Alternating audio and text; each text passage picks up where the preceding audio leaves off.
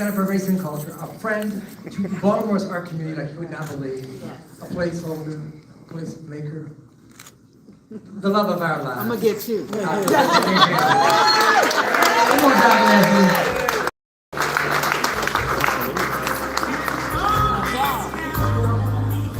She knows Poncho more than she knows me, though, y'all. I've known the longest.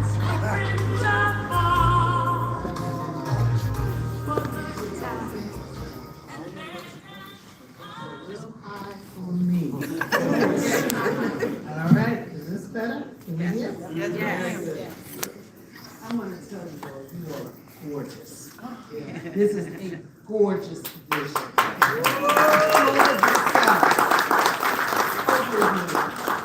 And this is a test to what Poncho does. With everything in his world, in his life, in his energy. I'm not gonna make my statements long because we have heard the best and the most humbling about Poncho.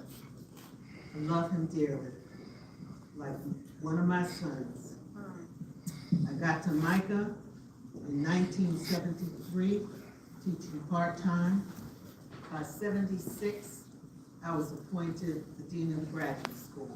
Wow. On the condition that I would not stop teaching in the classroom, because I felt that if I did straight administration, I would lose the pulse of what the students needed. And I was brought there because the Black students at that time demanded to have presence. Yes. I was a graduate student finishing my doctorate at Johns Hopkins, the Johns Hopkins. You know how they be.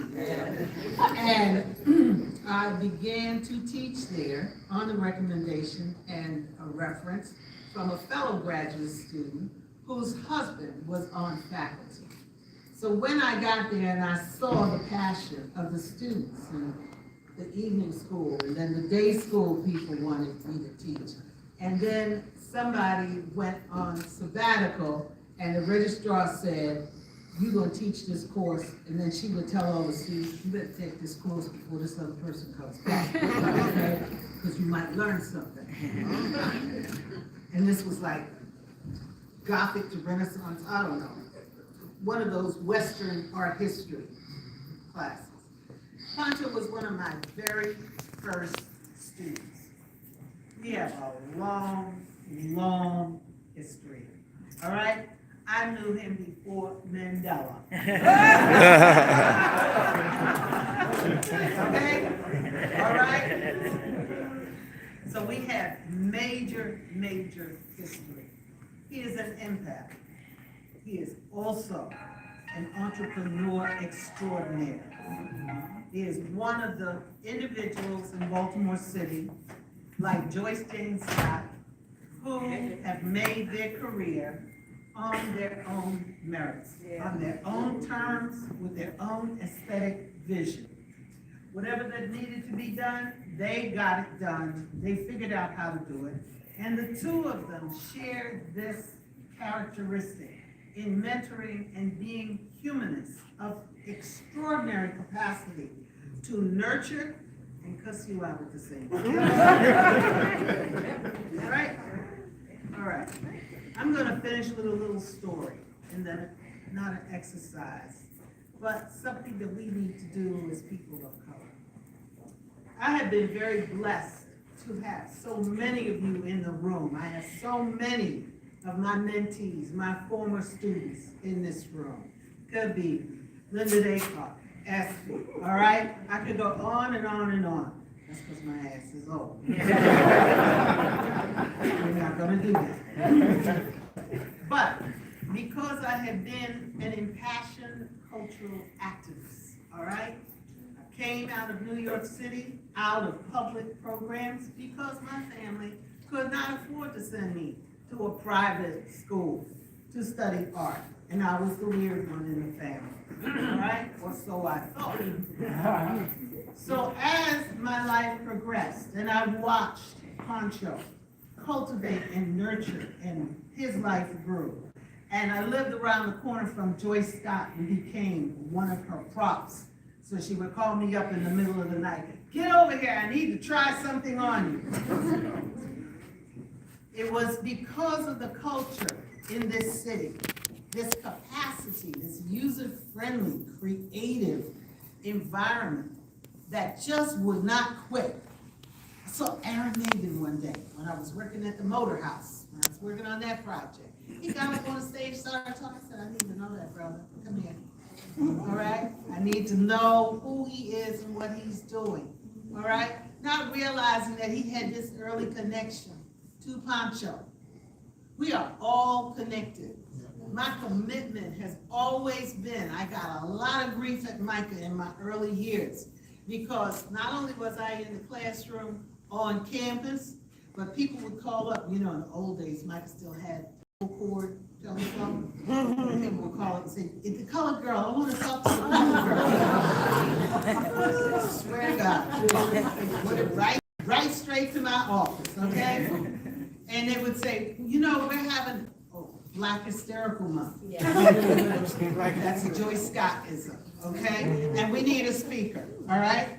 I would be there. And if I couldn't be there, I would find somebody to be there, all right? So as we, you know, as the world progressed, I worked with everyone in the community because like Augusta Savage, for those who don't know her from the New Negro Movement, the Harlem Renaissance, the one who remembered who Jacob Lawrence was, all right? So that he got on the WPA to earn money. She believed everybody was entitled to know something about the arts. So as I have continued this commitment, I was blessed recently, as of last, I guess it was October, I got hired to be the historical consultant for the Kindred FX Disney production that just dropped last Tuesday. You can binge watch it on Hulu. It's 8 episodes, and I understand they're gonna pick it up for a second season. Okay. All right? If you have not read Octavia Butler's book, that book is about Maryland. The story actually takes place on the eastern shore of Maryland. I was able to pull together yet another layer of the community, the Micah Quilt Club and the African American Quilt Guild. We came together because we worked together during the pandemic on Zoom making quilts, right, Kabibi? Right. We made fabulous quilts. As it turns out, this production, in my role, I was just supposed to be the thinking head, the deep tank, you know, person to interpret. They ended up needing props. We made over 200 props and we made 24 quilts in 2 weeks out of scraps. Wow. And here's my point in this story. Not to just celebrate those women who helped me on this project, because we all came together to do it. There was one woman who came during the time when we were in an intensive space that Micah gave us. And a quiet little lady, Miss Karen, she came up to me one day, and when she came the first day, and she said, Dr. Leslie, and I said, yes. She said, you know, I met Octavia Butler. And I went, whoa, that's deep, profound.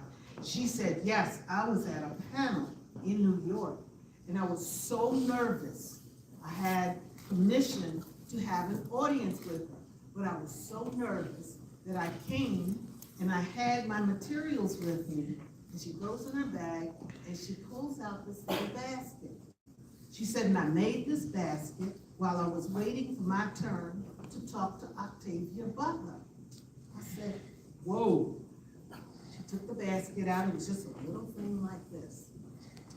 She said, do you mind if I have the people who work on this project lay hands on the basket? I went, works for me. Better than a libation. It's bringing the whole community together. These were white women. These were black women. These were women who had not even read the book, so didn't even know the story, and also, both black and white, have this mythological understanding about the history of slavery and how it evolved in the state of Maryland on the Eastern Shore where this story takes place. So the basket gets passed around. And all the white women, they were like, okay, she tells the story and she's little clusters and bright kabibi. Everybody touch the basket to lay hands on and put energy in the basket. I bring my son in, and he's a videographer, and I said, because the Walters Art Gallery now is getting excited, and you need to document this. So my son comes in, and he's documenting this for 3 days in a row. And finally, because you know children, if you don't text, you don't have a relationship. He writes me this text, Mom, ... Only Dr. Leslie King the Hammond, ... could get white ladies, ...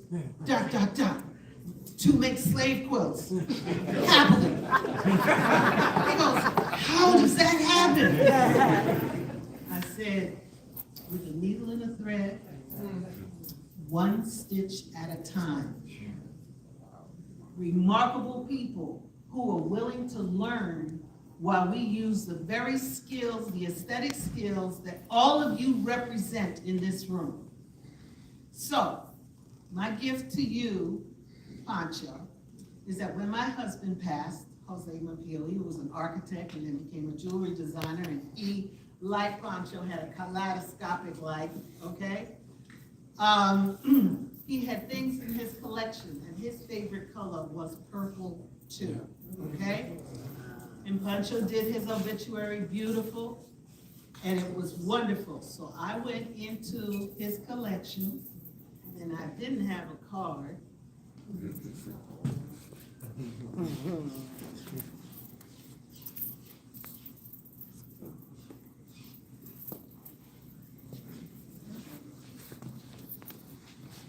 And I didn't have any purple wrapping paper.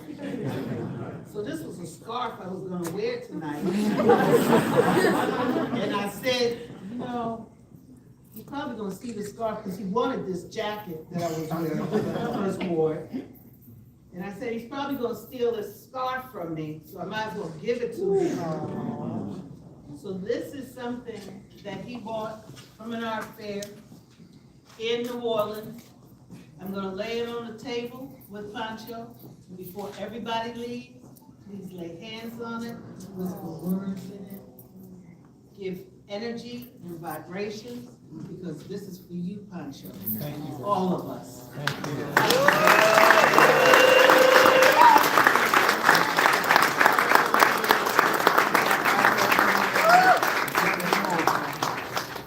Put it down so you won't break it. That's right.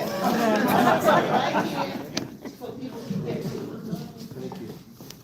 So come in. Your hands go first, after Jose and mine.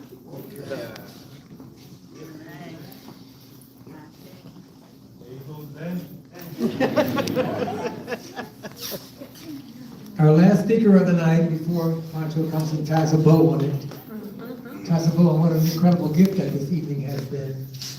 Please welcome a dear friend, one of his oldest friends, Mr. Michael Maven.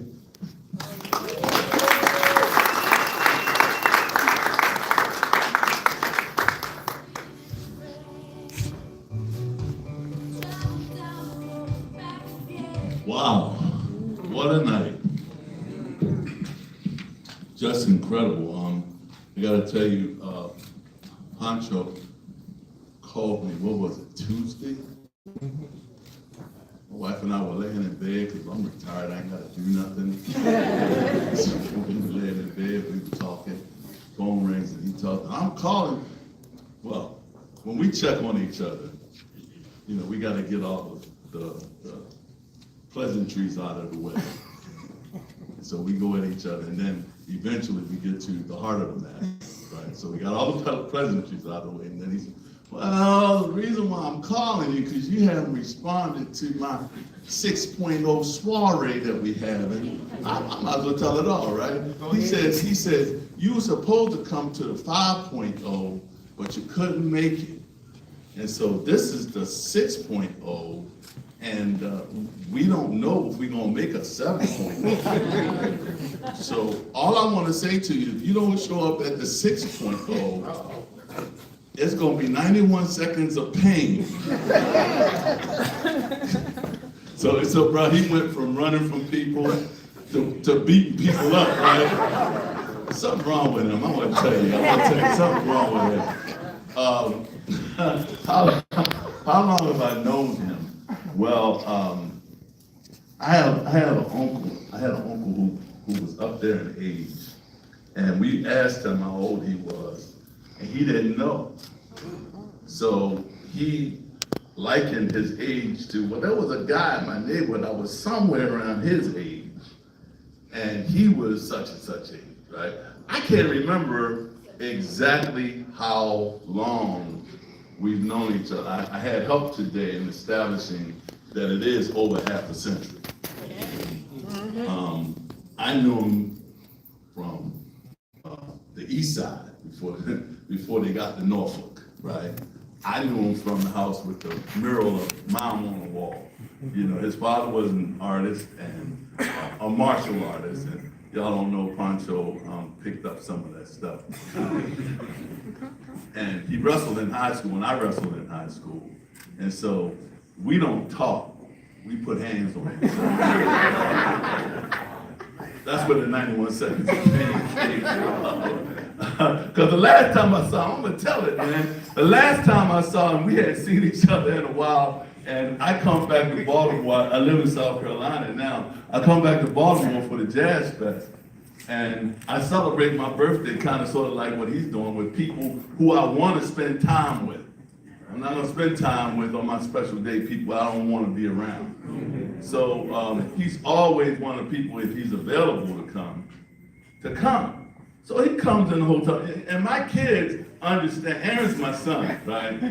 And we go through the same stuff too. But I stopped trying to fight Aaron, right? I told him I'm gonna kick your knees up, right? You gotta get physical with people, right? And look, you see him, he's strong too. I ain't gonna fight. I'm gonna take a couple punches coming in. I'm gonna kick his knee in, and then we gonna talk, right? Anyway, Poncho, I hadn't seen him in a while. He comes into the hotel room, and before I know it, he done took my hand and put me in some kind of lock and thrown me on the bed. Listen, I'm a pastor. My kids are not used to seeing people treat me that way. Like, get up, Daddy. Don't let him treat you that way. Don't let him get up, Daddy. I can't. He got me. You're not supposed to tell people our business, man. You the one told me to come up here. I want y'all to know who he is. Y'all talking all this nice stuff. I want to talk about the ghetto side. Something wrong with that boy. I'm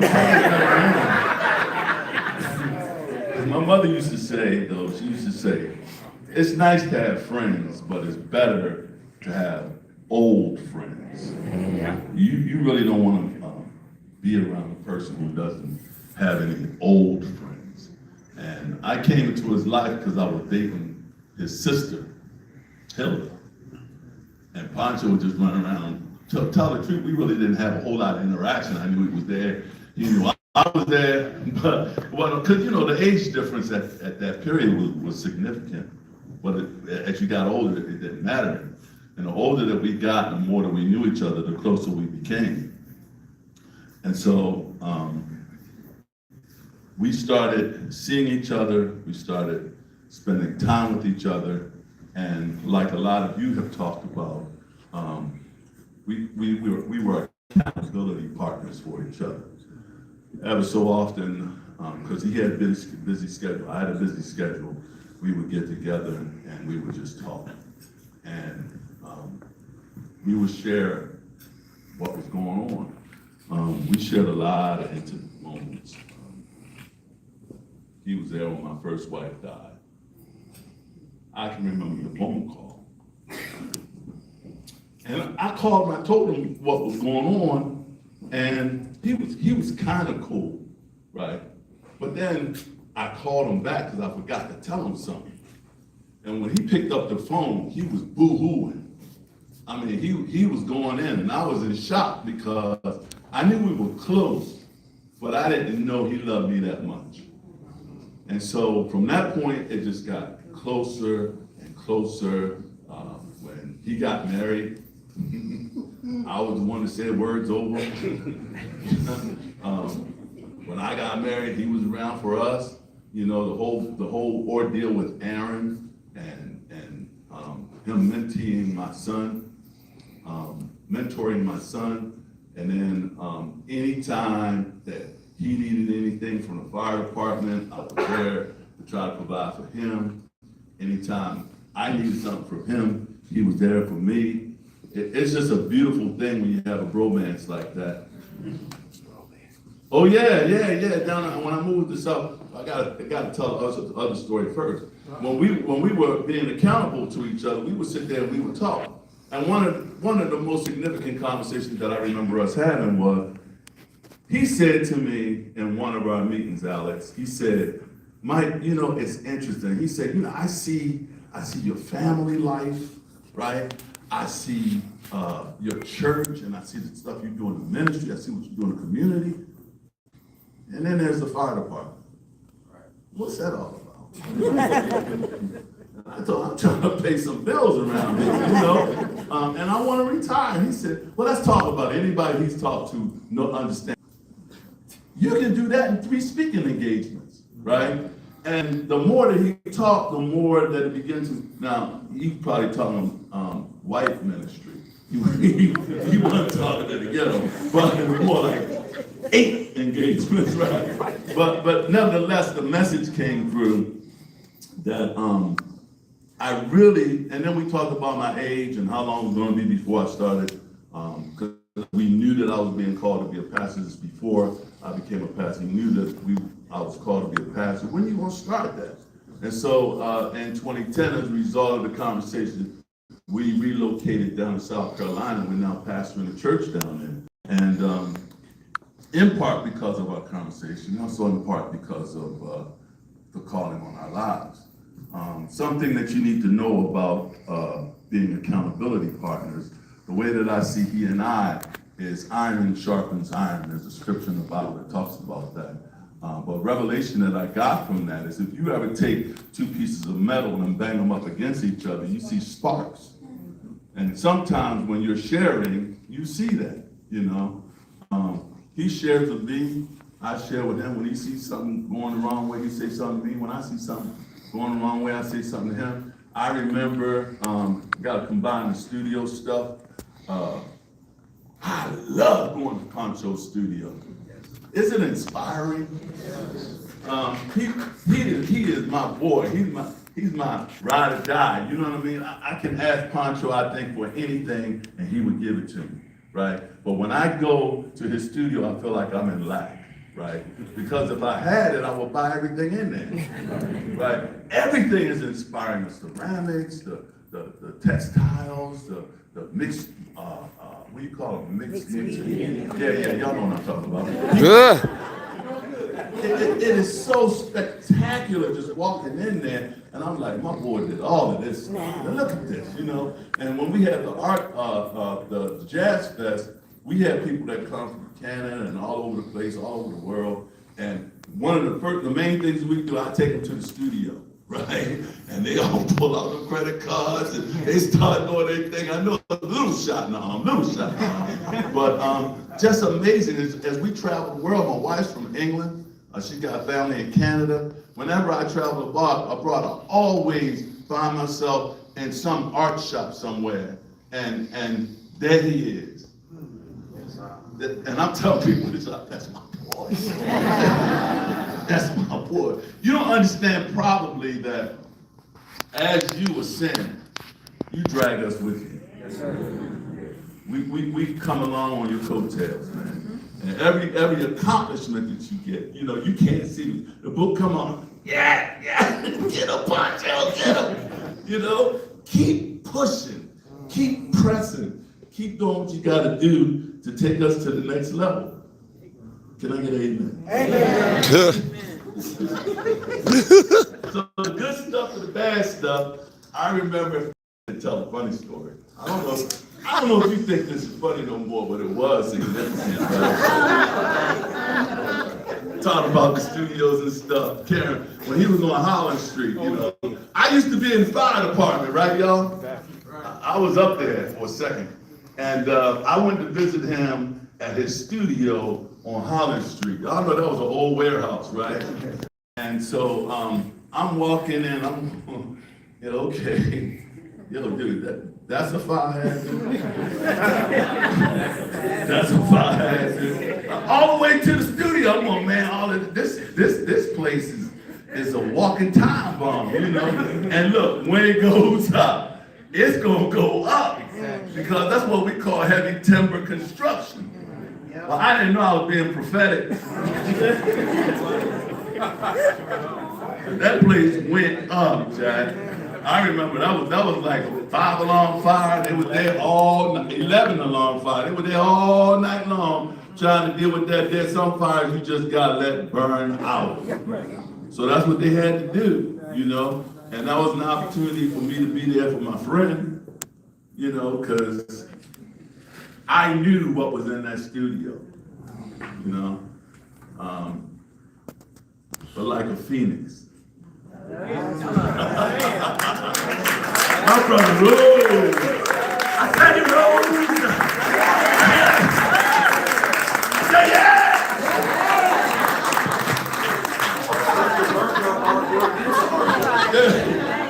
My son said he turned the burnt up artwork into artwork. Y'all know? So say again. I said, that's Poncho. Yeah, well, you got to turn it around, man. You got to make it work for you. And that's the kind of stuff that we shared one-on-one. We meet at different restaurants and share food. And at the end of the day, we will all come out of there with something that made us stronger, that made us better. So I'm just here, really didn't want to say anything, but having been threatened,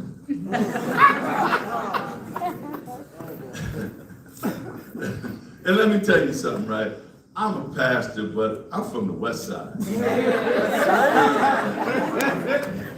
West Side! Kevin from the West Side, right? That's right. That's right. If you push me, the kingdom suffereth violence, but the violent take it by force. So even if I can't beat you, I'm gonna take your ear with me, or your finger, or you're gonna know you was in a fight with me, right? And so I didn't want that to happen. So we got the car and drove 9 hours up here, so we wouldn't have to draw blood from each other. One last thing, another story. My wife was trying to start this business, right? And she had all of these little African American type trinkets and figurines and stuff like that. And we had an event at the church. PONCHO came to support, obviously. Wonderful affair. I think we sold out almost all of our stuff. But as we were putting things back in place, getting ready to leave, and the shipment that she got from the company was something that wasn't African American. It was very Caucasian in nature. Something that probably no black person would have in their house, right? And so she discreetly placed the figurine in PONCHO's stuff. And then when she got away from him, she said, listen, I left you a present in your stuff. Well, the next time we got together on the function, unbeknownst to us, he brought the figurine. Needless to say, when we left, it ended with us. Oh, by the way, I left something with you. I'm trying to let you know this went back and forth for years. So when we went to South Carolina, it got lost, or else he would be receiving something tonight, probably. But since I couldn't find it. Yeah, I don't want y'all to think y'all special by bringing all this stuff on me. I got something special for him. Now, he's not going to get it from no, baby, can you give me? Yeah. We watch you a little something, man. And when you take it home, I want you to go ahead and open it up. Hey, he said, I got to see it now. You know, everybody can appreciate this view. We went all over trying to find it for you, Poncho. When we found it, we knew it was the right. Y'all ready for this? You ready? Are you ready? There it is. There it is. Look. I ain't taking it home with me. When he told me I had to say something, I told him straight off the bat, I ain't gonna cry. I'm not crying, Poncho.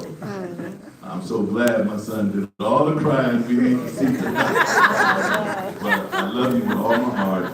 I'm so glad to be here looking at you at 6.0 and you looking back at me.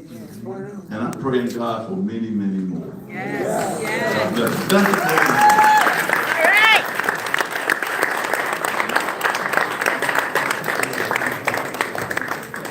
And now to introduce his father, I'd like to bring forth Mandela.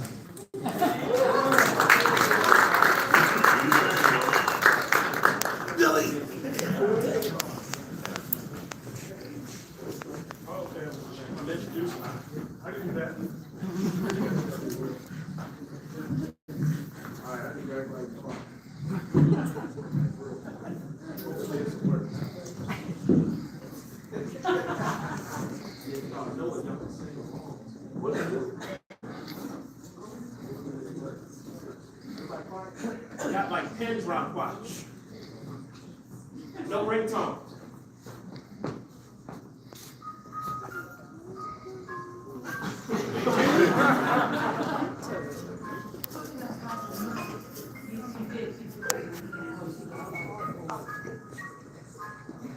Happy birthday to you. Happy birthday to you. Happy birthday, dear Poncho. Happy birthday to you. That was beautiful. Got the best thing in my city too. But Poncho's my dad. I've known you for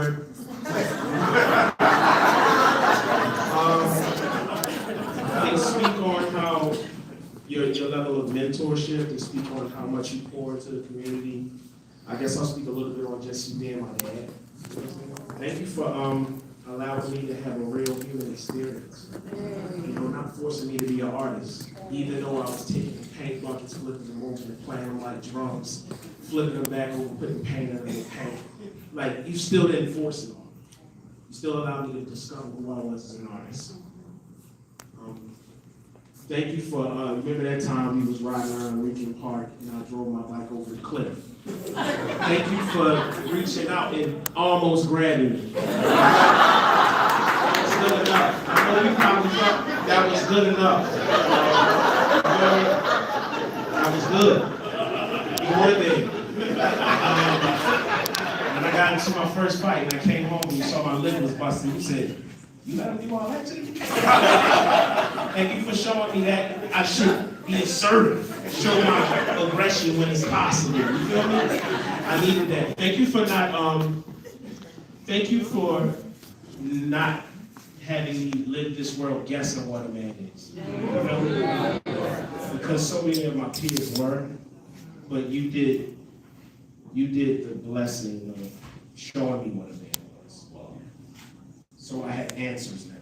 Even when I don't have answers for other things, I know what kind of man I want to be. Thank you for not having qualms or issues with my mother, even though I grew up with you over West, moms over East. You never showed anger towards the circumstance. You always were my place of grace and space. You feel me? So that's all. Everybody was saying touching things and stuff. But thank you everybody for wearing purple, the right purple. Thank you for showing me what the right shade of purple was. Because he'll do that. still do that. You know what I mean? I know what wine is. I know what pumpkin is. I said he. Thank you to everybody who came out. Thank you to everybody who orchestrated and everybody who came to support all the beautiful faces, the familiar faces, the unfamiliar faces. Thank you for helping my dad throughout the course of his life these past 10 years since the other Purple Party. You know what I'm saying? He only wanted Purple Party people here. And Dad, thank you for everything and happy birthday. I love you, man.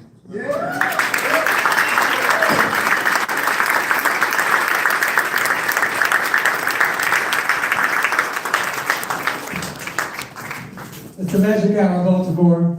Big round of applause. Put your hands together for our guest, their honorary Mr. Poncho.